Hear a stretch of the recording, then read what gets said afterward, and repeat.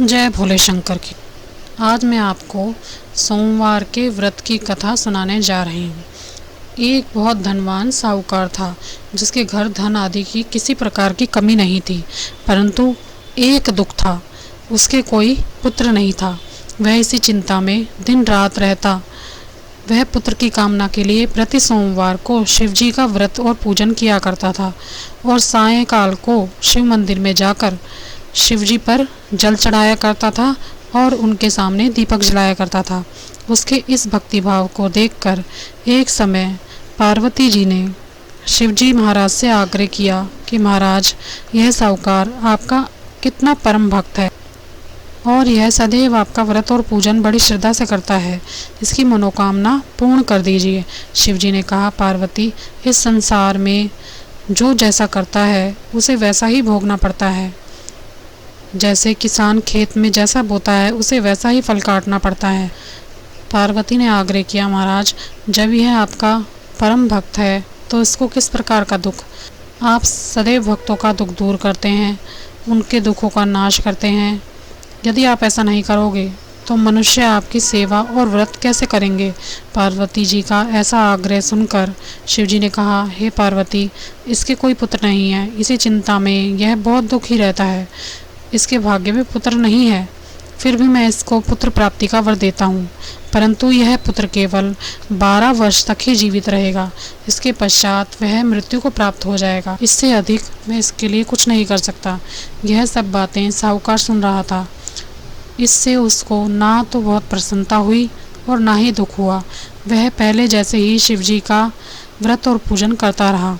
कुछ समय बीत गया और साहूकार की स्त्री गर्भवती हुई और 10वें महीने में उसने एक सुंदर पुत्र को जन्म दिया। साहूकार के घर में बहुत खुशी मनाई गई, परंतु साहूकार ने उसकी केवल 12 वर्ष की आयु जानकर कोई प्रसन्नता जाहिर नहीं की और ना ही किसी को इस बात का भेद बताया। जब वह बालक 11 वर्ष का हुआ तो उस बालक की माता ने उसके पिता से विवाह के लिए आग्रह किया। वह साहूकार कहने लगा, मैं इसका विवाह नहीं करूंगा, अपने पुत्र को काशी पढ़ने के लिए भेजूंगा। फिर साहूकार ने अपने साले को बुलाकर अर्थात बालक के मामा को बुलाया और उसको बहुत सा धन देकर कहा कि इस बालक को काशी पढ़ने के लिए ले जाओ और रास्ते में जिस स्थान पर जाओ वहीं पर यज्ञ करना और ब्राह्मणों को भोजन कराना। वह दोनों मामा भांजे यज्ञ करते हुए और ब्राह्मणों को भोजन करते हुए रास्ते में चल रहे थे। रास्ते में एक शहर पड़ा। उस शहर में राजा की कन्या का विवाह था और दूसरे राजा का लड़का जो विवाह करने आया था वह बारात लेकर पहुंच चुका था। लेकिन एक समस्या थी, वह राजकुमार एक आंख से काना था। उसके पिता को इस बात की बड़ी चिंता थी कि कहीं कन्या के पिता को यह पता न लग जाए कि उसका लड़का काना है और विवाह में अड़चन पैदा हो जाए। इस कारण जब उसने अति सुंदर सेठ के लड़के को देखा तो उसने विचार किया और उसने अपने लड़के की बजाय उस साहूकार के लड़के को कपड़े पहनाकर घोड़ी पर बैठा दिया।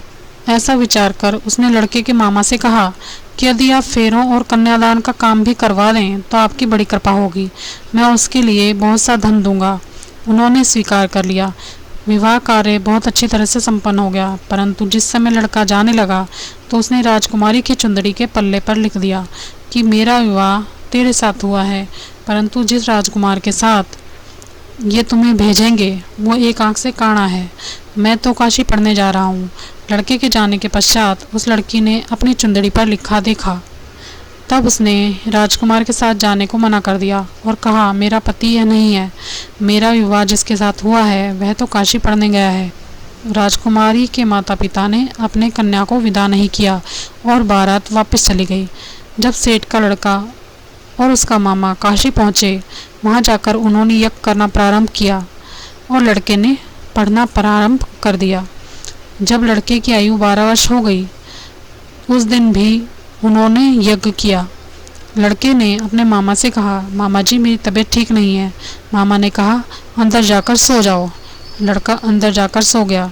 थोड़ी देर में उसके प्राण निकल गए। जब उसके मामा ने आकर देखा तो लड़का मुर्दा पड़ा था,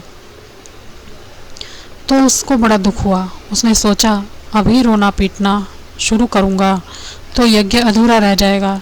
इसलिए पहले उसने अपना यज्ञ संपन्न किया और ब्राह्मणों के जाने के बाद रोना पीटना आरंभ किया। संयोगवश उसी समय शिवजी और पार्वती जी उधर से जा रहे थे। उन्होंने जोर जोर से रोने की आवाज़ सुनी तो पार्वती जी कहने लगी, महाराज लगता है कोई दुखी है, उसके कष्ट दूर कीजिए। जब शिवजी ने पास जाकर देखा तो वहाँ एक लड़का मुर्दा पड़ा था। पार्वती जी कहने लगी, महाराज यह तो वही सेठ का लड़का है जो आपके वरदान से हुआ था। शिवजी ने कहा कि हाँ पार्वती जी, ये वही है, इसकी आयु इतनी ही थी सो इसने भोग ली। तब पार्वती जी ने कहा, हे महाराज इस बालक की आयु और दे दीजिए, नहीं तो इसके माता पिता तड़प तड़प कर मर जाएंगे। पार्वती जी के बार बार आग्रह करने पर शिवजी ने उसको वरदान दिया और शिवजी महाराज की कृपा से लड़का जीवित हो गया। शिव पार्वती कैलाश चले गए। तब वह लड़का अपने मामा के साथ इसी तरह यज्ञ करता हुआ और ब्राह्मणों को भोजन कराता हुआ घर की ओर चल पड़ा। रास्ते में उसी शहर में पहुँचे जहाँ उसका विवाह हुआ था।